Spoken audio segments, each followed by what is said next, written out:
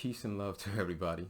Um, Thank you for tuning in. This video, I will be talking to you about Patrice Lumumba, who he was, what he stood for, and why the United States government and Belgium wanted him assassinated. Patrice Lumumba was the first prime minister of Congo after Congo got their independence. Okay?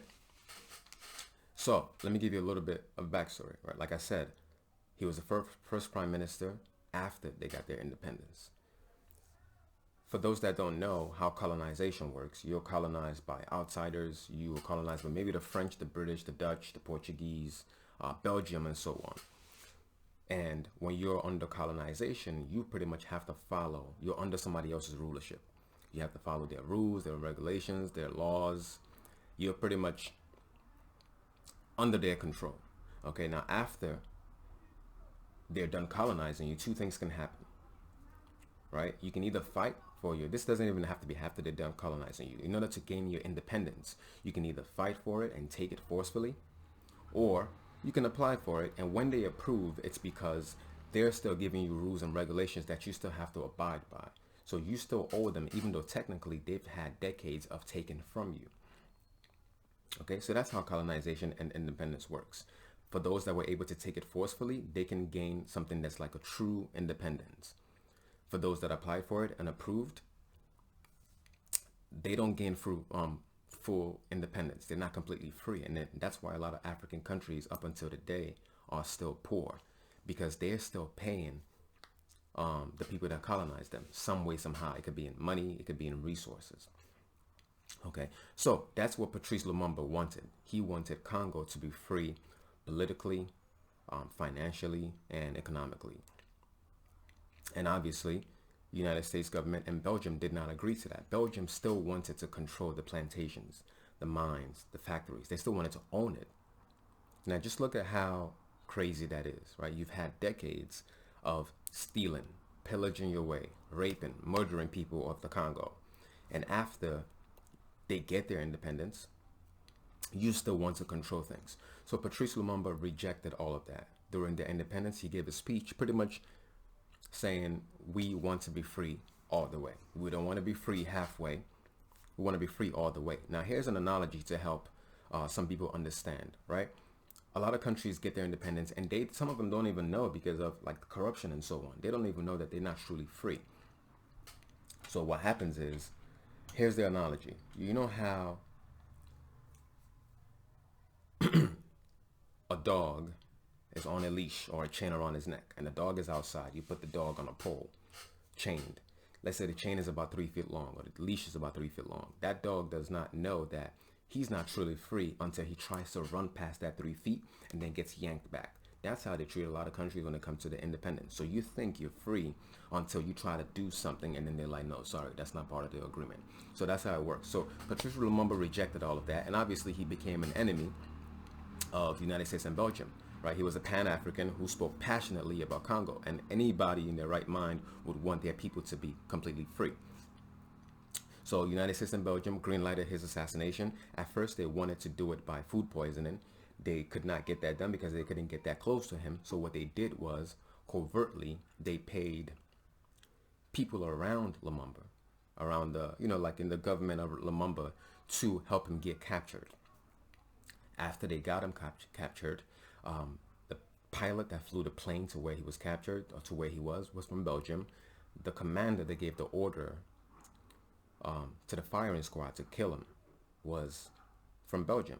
So this man was captured, killed, and then they chopped up his body parts into pieces. And I think they dumped it into acid or something that gruesome. So you have to think about it, right? Malcolm X said, don't act like they won't use one of us to kill one of us.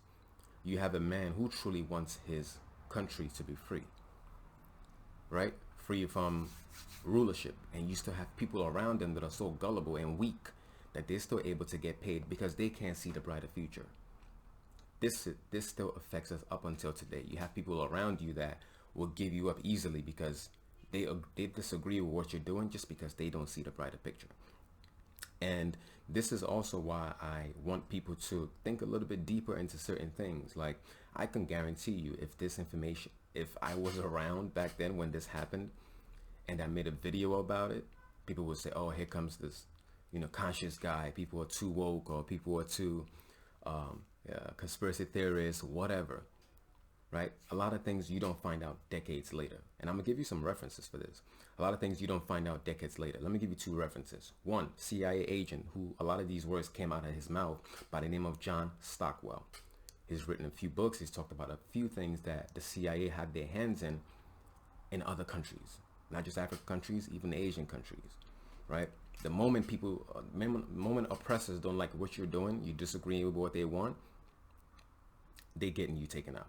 Okay. Another person you can look up is Adam Hochschild, Hoschchild. He wrote a couple books, including King Leopold's Ghost, which you can find out a lot of this information in. Okay. So now Patrice Lumumba gets killed. Very, very sad. I think it was killed January 17, 1961. January 17, 1961. Right after they got their independence. And, he gave the speech and they just didn't like it.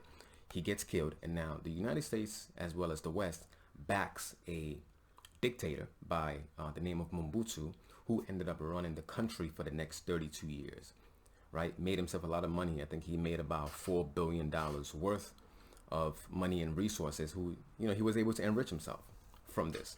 The West loved him, right? They loved him. They approved him, not because they loved him, but they loved what he was doing for them, because they were still able to operate and do whatever they wanted under his rulership. And for the most part, the West don't really approve of dictators. If you think about it, they don't approve of dictators, but they approved of him because he was still doing what they wanted, right? Malcolm X also said another thing. The moment you see the West or the media approve of a black man or push a black man, immediately suspect that man, because you know that the media has never really had our best interest at heart. So that's also something to think about. So, at times it's hard to say no to certain things, but you have to do it not just for yourself, you have to do it for the future. Because if you look at it, if those people around Patrice Lumumba had said no to the oppressors or to the offers to get him captured, or if they were able to think for some time and just look at the bigger picture, right? One, he might still be alive today. Two, Congo would not be the poorest. Congo is like one of the poorest countries in the world, even though Congo is the richest when it comes to resources and minerals. Every single electronic that you have nowadays most likely has something in it that's from Congo. You wouldn't have cell phones if it wasn't for Congo. A lot of resources come from Congo. They took, while they were colonizing it, they took diamonds, gold, minerals, coltan, just different things that they took. And also, Belgium was pretty much built off of Congo.